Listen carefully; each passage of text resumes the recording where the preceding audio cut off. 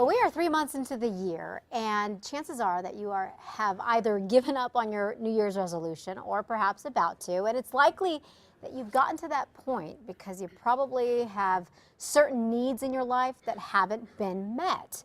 This morning, we are talking with Judy K. Katz, Master Certified Coach and author, about the importance of self-care and how without it, it is really tough to accomplish our goals. Good morning, Judy. Welcome back. Good morning. Thank you. So this is interesting because as a woman, I mean, I speak personally, I tend to take care, or I like to think that I take care of everyone in the house.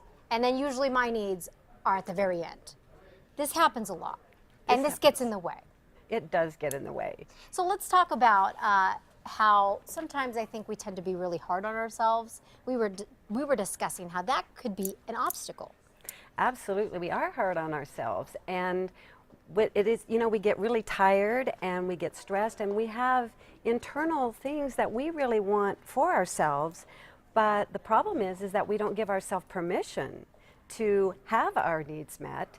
And while that might sound kind of bizarre because there's some part kind of sounds a little selfish, sort of. A little selfish, and that's probably the inner self-talk is that, oh, we'd be selfish if we try to take care of our own needs. Mm-hmm. And first just checking in with ourselves to ask ourselves, what is it that I really need anyway? And then we'll hear that little voice inside that says, oh, you shouldn't want that, as you suggested. Oh, you shouldn't want that. So we really have to pay attention to giving ourselves permission to have what we really want and need. Otherwise, we're going to burn out. Yeah, so we identify what our needs are. We give ourselves that permission to get our needs met. But how do we talk ourselves to getting to that point? I mean, we have to, I guess you say, make a request.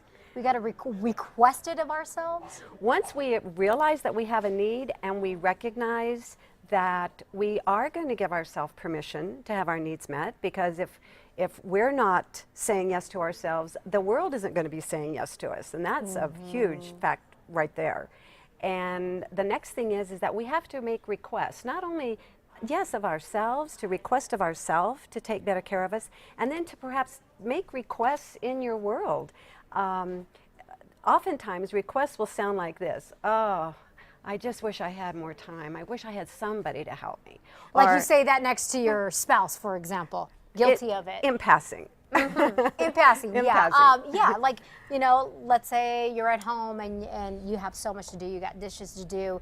You kind of ask it the wrong way. You indirectly, I tend to fall for this all the time, say, oh, I wish I had more time to get things done, hinting that you need help, right? Not the right way to ask, because you're not really asking. That's not really asking, that's complaining, and there's blaming tone in that. So we're not going to elicit help when we're blaming somebody. They're going to go into their defensive mode. And that is such a huge piece right there, is that to understand that a request is done graciously, and to just think about the different feel that that has, making a gracious request, as opposed to that complaining, blameful tone, thinking and expecting that the other person is going to pick up on it.